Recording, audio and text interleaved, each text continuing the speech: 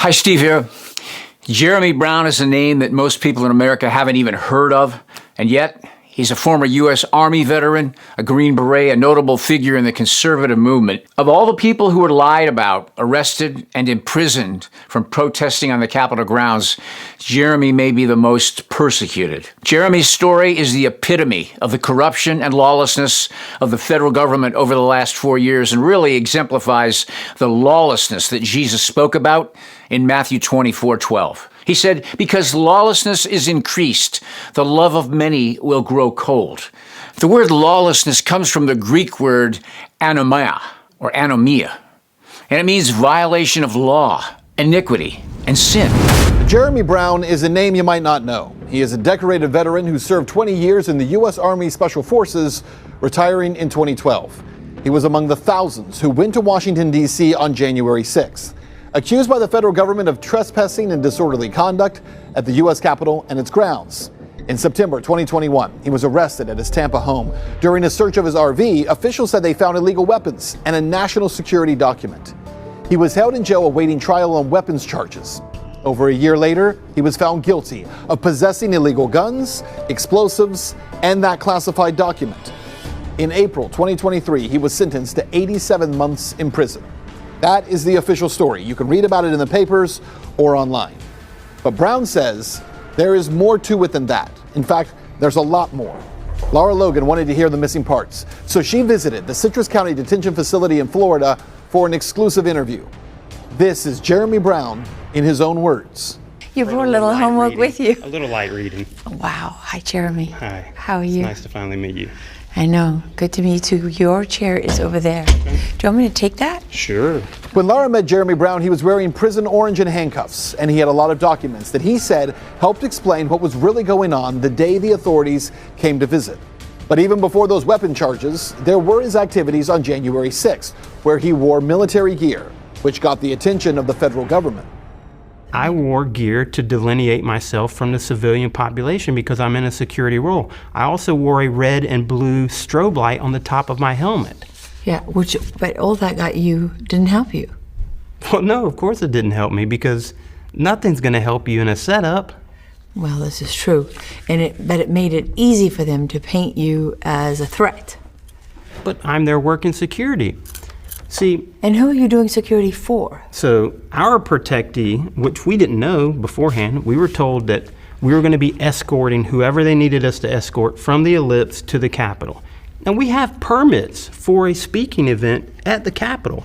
They're in my discovery, but yet that's been suppressed from the American people. So they claim that we're trespassing, and yet we had permits for an event on the Capitol grounds approved by the District of Columbia. Yeah, that's so we were to be important escorting speakers. There was rumors that some of the congressmen were going to be utilizing escorts because everyone was walking, as President Trump said, we're going to walk peacefully from here to the Capitol. Why would the President of the United States say that? Because he knew that there were permitted stages set up at the Capitol for a follow-on rally. Yes. Except when we got there, there were no stages. So the lady that we were speaking, I was told, the lady that we were escorting, I was told was the mother of one of the speakers. We were to escort her through the crowd because we expected counter-protesters. And that's the reason why I'm wearing all that gear, because we're expecting bicycle chains with locks, frozen water bottles, all the same TTPs, the tactics, techniques, and procedures used by Antifa and BLM and any other counter-protester that was normally showing up to commit violence against Americans who just wanted to exercise their First Amendment. So that's the reason why I'm in a helmet, I'm in a mask, I'm in eye protection, but I'm dressed, I'm not wearing camouflage. Well, I'm not part of the FBI's Joint Terrorism Task Force or anything. I'm wearing OD green so that I look official. He actually didn't see much violence that day. But one thing is for certain. After January 6th, the government had Jeremy Brown in its sights. I didn't see anything because I'm on the side where there isn't staged violence. See, there's only violence in that one very narrow corridor. I believe they call it the West Tunnel, which is on the scaffolding side of the Capitol. I'm on the other side where the main front steps are. And this is why they don't want the video to come out.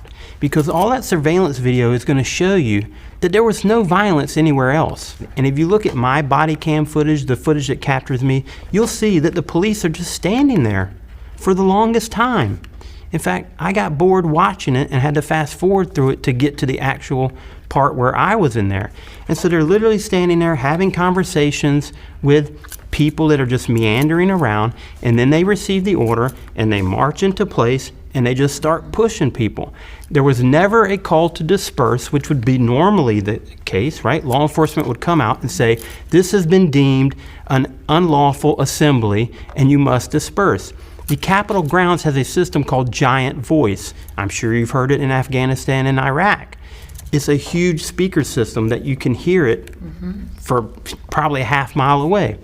It was never deployed on that day. But you know when it was deployed? The next day.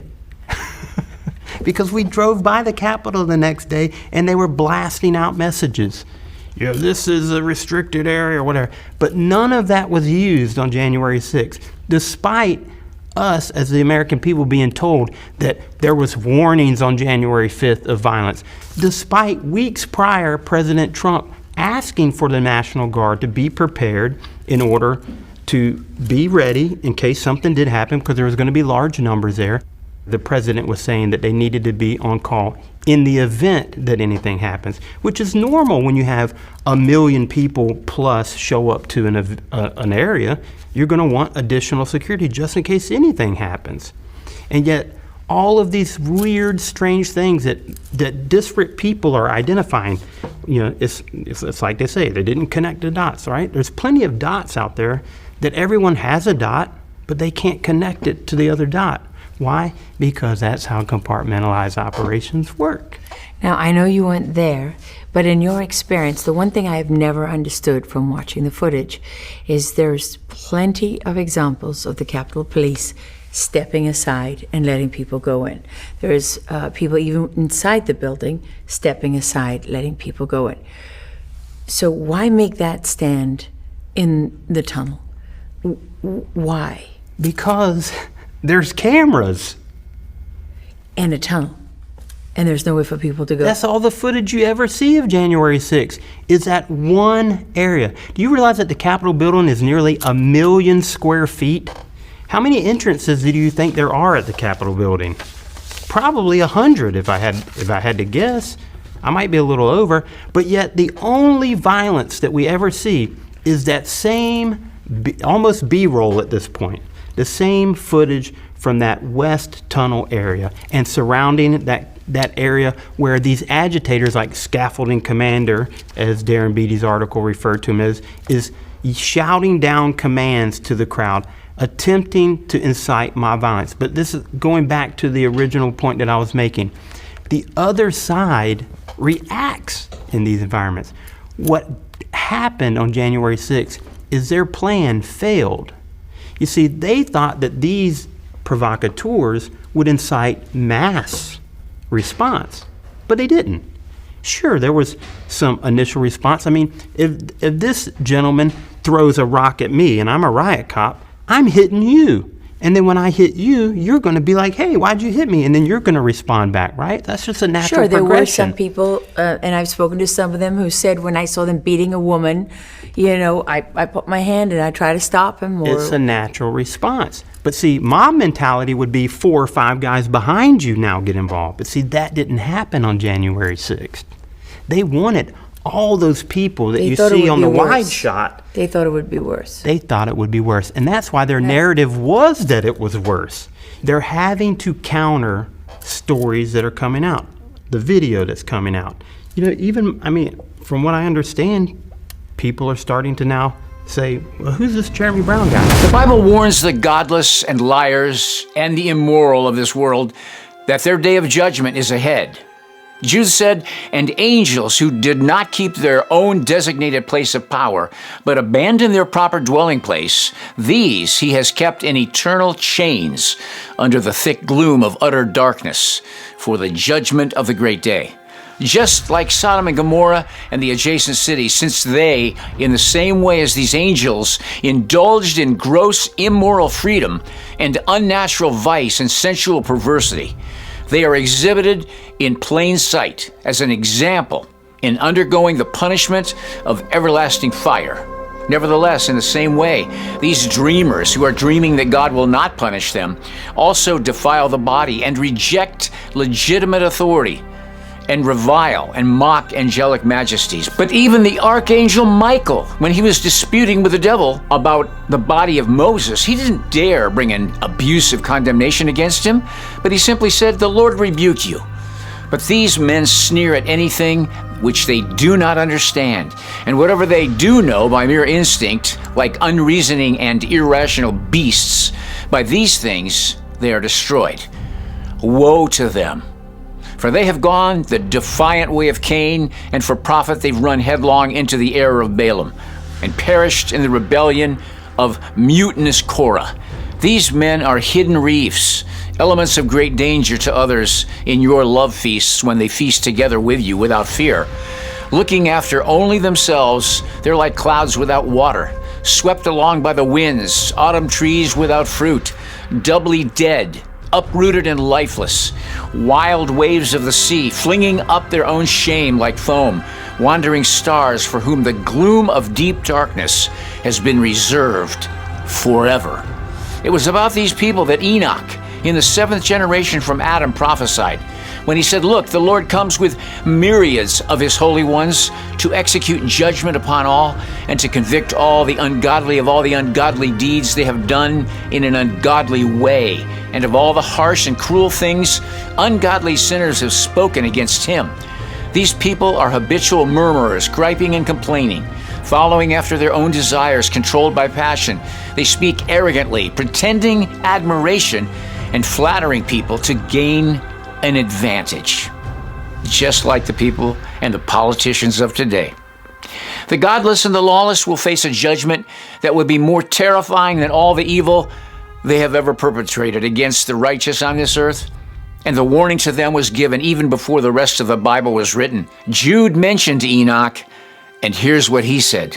"And now I say unto you, my sons, love righteousness and walk in it.